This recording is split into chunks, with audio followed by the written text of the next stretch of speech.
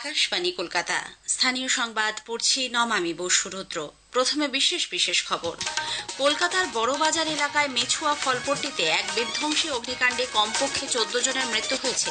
আহতদের বিভিন্ন হাসপাতালে চিকিৎসা চলছে। রাজ্যপাল সিভি আনন্দ বোস রাজ্য বিধানসভায় গৃহীত 3টি সংশোধনী বিলকে অনুমোদন দিয়েছেন। এবছরের আইসিএসসি দশম এবং আইএসসি দ্বাদশ শ্রেণীর পরীক্ষার ফল আজ প্রকাশ হবে। গরমের ছুটিতে দ্বাদশ শ্রেণীর পঠন পাঠন অনলাইনে চালানোর অনুমতি দিয়ে বিজ্ঞপ্তি জারি করেছে উচ্চ মাধ্যমিক শিক্ষা সংসদ। আজ থেকেই শুরু হচ্ছে গ্রীষ্মের ছুটি। আজ অক্ষয় তৃতীয়া।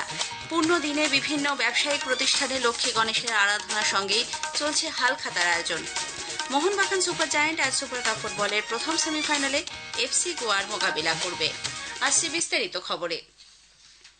কলকাতার বড়বাজার এলাকায় মেছুয়া ফলপট্টিতে এক বিধ্বংসী অগ্নিকাণ্ডে কমপক্ষে 14 জনের মৃত্যু হয়েছে। এদের মধ্যে বেশ কয়েকজন মহিলা ও শিশু। গত সন্ধ্যায় লাগা আগুন দ্রুত অন্যান্য দোকানে ছড়িয়ে পড়ায় তা বিধ্বংসী আকার নেয়। আমাদের প্রতিনিধি শিপ্রা সেন সাহা জানিয়েছেন, দমকলের 11টি ইঞ্জিন পরিস্থিতি সামাল দিতে ঘটনাস্থলে পৌঁছয় যায় বিপর্যয় মোকাবিলা বাহিনীও। এদিকে আগুন আতঙ্কে মনোজ পাসওয়ান নামে এক হোটেল কর্মী ছাদ থেকে ঝাঁপ দিলে তার মৃত্যু হয়। হাইড্রোলিক ল্যাডার নিয়ে এসে আটকে থাকা লোকজনদের নিচে নামান উদ্ধারকারী কর্মীরা। অন্যদিকে ওই বহুতলে আটকে পড়া আরও 13 জনের দেহ উদ্ধার হয়েছে। তাদের মধ্যে হোটেল কর্মী ও আবাসিক রয়েছেন। প্রচণ্ড ধোঁয়ায় দম বন্ধ হয়ে তারা প্রাণ হারিয়েছেন বলে মনে করা হচ্ছে। ওই আবাসনেই অনেকেই থাকায় মৃতের সংখ্যা আরও বাড়তে পারে বলে আশঙ্কা করা হচ্ছে। আহতদের মেডিকেল কলেজ, এনআরএস এবং আরজিকর হাসপাতালে চিকিৎসা চলছে। মৃতদের আজ ময়নাতদন্ত হবে। ভোর রাতের দিকে আগুন নিয়ন্ত্রণে আসে।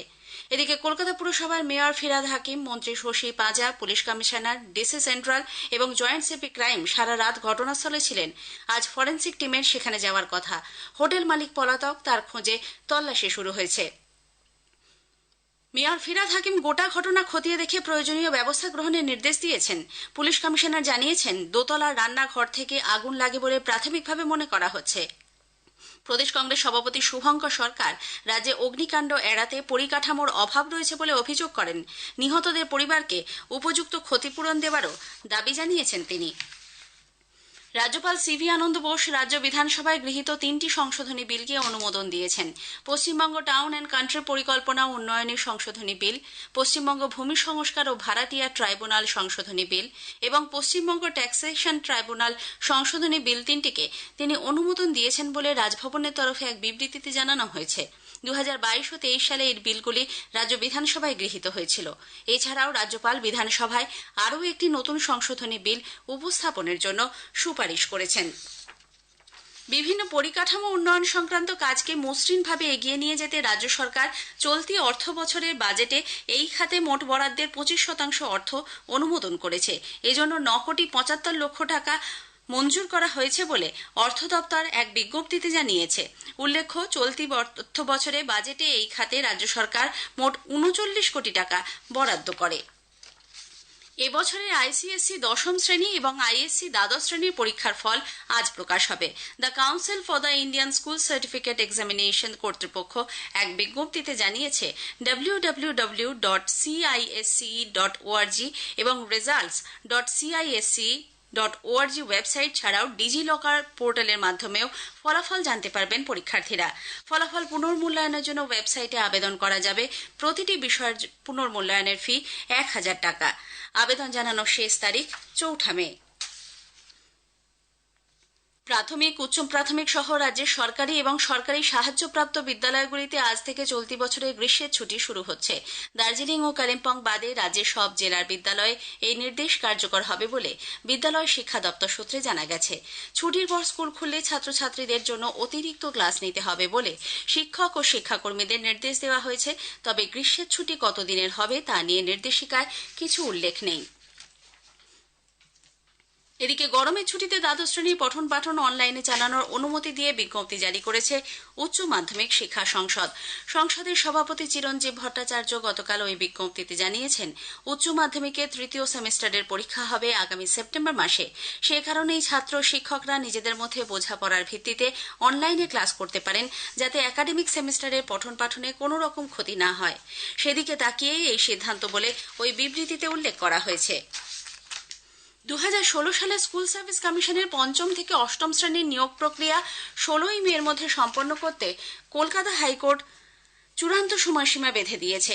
এই সময়ের মধ্যে নিয়োগ তালিকা থাকা সমস্ত যোগ্য প্রার্থীকে চাকরি দিতে হবে বলে নির্দেশ দিয়েছেন বিচারপতি তপব্রত চক্রবর্তী এবং বিচারপতি পার্থ সারথী চট্টোপাধ্যায়ের ডিভিশন বেঞ্চ।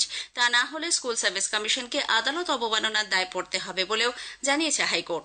এদিকে সমস্যা সমাধানে আলোচনার জন্য চলতি সপ্তাহে মুখ্যমন্ত্রী মমতা ব্যানার্জি সময় না দিলে পশ্চিমবঙ্গ বঞ্চিত চাকরি প্রার্থী, চাকরিজীবী ও চাকরিহারা ঐক্য মঞ্চ নবান্ন অভিযান কর্মসূচি গ্রহণ করবে বলে জানিয়েছে। মঞ্চের আহ্বায়ক শুভদীপ ভৌমিক বলেন, প্রশাসনের দেওয়া বিভিন্ন প্রতিশ্রুতির প্রেক্ষিতে এর আগে গত 21শে এপ্রিল নবান্ন অভিযান কর্মসূচি বাতিল করা হয়েছিল, কিন্তু সদর্থক কোনো পদক্ষেপ এখনো গ্রহণ করা হয়নি বলেই তাদের এই সিদ্ধান্ত। স্থানীয় সংবাদ শুনছেন আকাশবাণী কলকাতা কেন্দ্র থেকে। আমাদের সংবাদ শোনা যাবে ইউটিউব চ্যানেল আকাশবাণী সংবাদ বাংলা, ফেসবুক ও ইনস্টাগ্রাম আকাশবাণী সংবাদ কলকাতা এবং এক্স হ্যান্ডেল AIR নিউজ কলকাতাতে। আজ অক্ষয় তৃতীয়া। বৈশাখ মাসের শুক্লাপক্ষের তৃতীয়ায় আজ পুণ্যদিনে বিভিন্ন ব্যবসায়িক প্রতিষ্ঠানে সিদ্ধিদাতা গণেশ ও ধন সম্পত্তির দেবী লক্ষ্মীর আরাধনার সঙ্গেই চলছে হালখাতার আয়োজন। পুজো পাঠ চলে বিভিন্ন মন্দিরে। দিনটি উপলক্ষে সকাল থেকেই দক্ষিণেশ্বর, ভবতারিণী মন্দির, কালীঘাট, তারাপীঠ সহ বিভিন্ন মন্দিরে পূজার্চনা চলছে। নদ নদীতে অনেকেই পুণ্য স্নান সারছেন। অক্ষয় তৃতীয়ার এই বিশেষ দিনে গয়না অলংকারের ব্যবসায়ীরা অলংকারের ওপর বিশেষ ছাড় দেন। ধন লাভের আশায় এই চড়া দামের মধ্যেও আজ স্বর্ণ বিপণীগুলিতে সাধারণ মানুষ ভিড় জমাবেন বলে মনে করা হচ্ছে। অক্ষয় তৃতীয়ার পুণ্যদিনে পুরীর জগন্নাথ দেবের মন্দিরে পালিত হচ্ছে চন্দন যাত্রা উৎসব। উত্তর কলকাতার বাগবাজার গৌড়ীয় মিশনের পক্ষ থেকে 21 দিনব্যাপী চন্দন শৃঙ্গার উৎসবের সূচনা হচ্ছে। অক্ষয় তৃতীয়ার দিন পূর্ব মেদিনীপুরের কাঁথি রেলওয়ে ময়দানে সনাতনী ধর্ম মহাসভার আয়োজনের বিষয়ে রাজ্যের আবেদন শুনতে অসম্মত হয়েছে কলকাতা হাইকোর্টের ডিভিশন বেঞ্চ। গতকাল হাইকোর্টের বিচারপতি তীর্থঙ্কর ঘোষ এই সভা আয়োজনে শর্ত সাপেক্ষে অনুমতি দিলেও রাজ্য সরকার তার বিরুদ্ধে ডিভিশন বেঞ্চে যায়। তবে আজ রাজ্য প্রধান বিচারপতির ডিভিশন বেঞ্চে দৃষ্টি আকর্ষণ করতে পারে। এর আগে গতকাল সিঙ্গেল বেঞ্চ তার নির্দেশে জানায় সকাল 8টা থেকে সন্ধ্যে 7টা পর্যন্ত প্রস্তাবিত এই সম্মেলনে সর্বোচ্চ 3000 জন রোটেশনাল পদ্ধতিতে অংশ নিতে পারবেন। আজই দীঘায় মুখ্যমন্ত্রীর কর্মসূচি থাকায় এই অনুষ্ঠানে আপত্তি ছিল রাজ্যের। এদিকে বিজেপি পূর্ব প্রতিশ্রুতি মতো আজ অক্ষয় তৃতীয়ার দিন থেকেই মুর্শিদাবাদ জেলায় সাম্প্রতিক হামলায় ক্ষতিগ্রস্ত হিন্দু মন্দিরগুলির পুনর্নির্মাণ ও সংস্কারের কাজ শুরু করছে। পেহেলগামে জঙ্গিদের হাতে নিহত মনীষ রঞ্জনের বাড়িতে গিয়ে গতকাল জিজ্ঞাসাবাদ করে জাতীয় তদন্তকারী সংস্থা NIA এর আধিকারিকরা। এদিকে কাশ্মীরে জঙ্গি হানার পর সেখানে নিরাপত্তা আরও জোরদার করা হয়েছে। পর্যটন শিল্প যাতে কোনোভাবেই ক্ষতিগ্রস্ত না হয় তার জন্য সমস্ত ব্যবস্থা নিচ্ছে সরকার। একটি প্রতিবেদন। কাশ্মীরের পেহেলগাঁওয়ের ঘটনার পরে পর্যটন শিল্পকে সচল রাখতে সরকারি তরফে সব রকমের তৎপরতা নেওয়া হয়েছে। ভ্রমণ পিপাসু বাঙালির গরমের ছুটিতে অনেকেরই পরিকল্পনা ছিল ভূস্বর্গ। ঘটনার পরপরই বেশ কিছু বুকিং বাতিল হলেও অনেকেই পরিস্থিতি স্বাভাবিক হবার অপেক্ষায় সময়টা শুধুমাত্র পিছিয়ে নিতে চাইছেন। এমনটাই জানালেন travel agents association of West বেঙ্গলের সহসভাপতি শ্রমিক ভট্টাচার্য।